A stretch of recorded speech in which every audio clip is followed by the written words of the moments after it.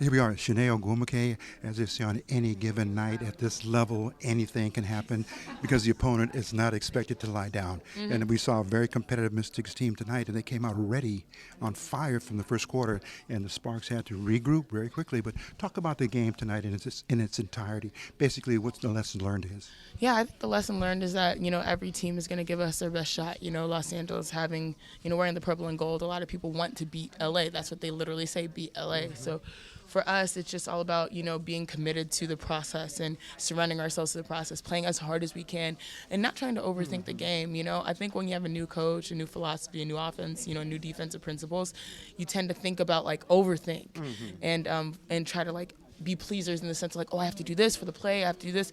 We just got to play basketball and bring it back to the basics. But, it's a long journey. We're only a fourth of the way through or so. So the cool thing is that we're happy to have Candace back. And, however today went, it's going to be a good learning opportunity for us moving forward. Oh, absolutely. I'm sure when Coach Fisher and you have the viewing session, you'll be looking at very, very sharply as to the do's and don'ts and how Candace will work her way back to herself because it wasn't expected. And she came out and at least performed to the best as she could.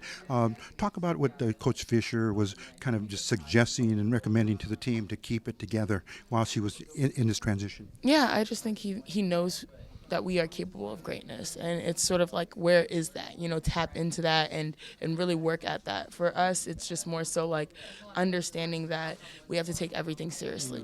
Whether it's one possession, one box out, one rebound, one turnover, we have to make sure we learn from everything. So we're shrinking the game, minimizing it, and just playing it to the best of our ability. And tonight we definitely did not, but now we're understanding why we have to do it. We're having that sense of urgency now. And, of course, yourself getting acclimated to the system itself, being a Spark for the first time, the home environment and the practices and the grind that you have to put in. You're taking your time to get where you need to be, but you are performing, and it's going to get better. Yeah, I mean, for me, this is a new system, new environment, new teammates, even though my sister's there.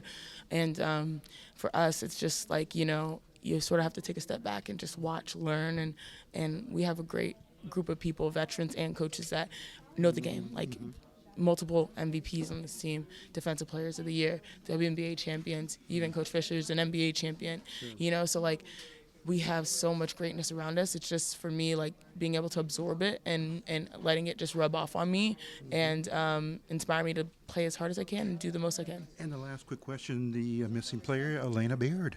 Hopefully she will be getting ready to return back to the lineup. Yeah, I mean, we hope so, but at the end of the day, whoever's out there has to go out there and compete and represent our team, but I'm happy to see Elena every day get better and stronger. Chiney Ogwumike, thank you very much. Thank you. Okay, talk to you soon. Okay, likewise. We're going to continue on here in the Sparks locker room, taking a defeat today, but nonetheless keeping their heads up, getting ready for the next game. We'll be right back with more of East LA Sports Scene.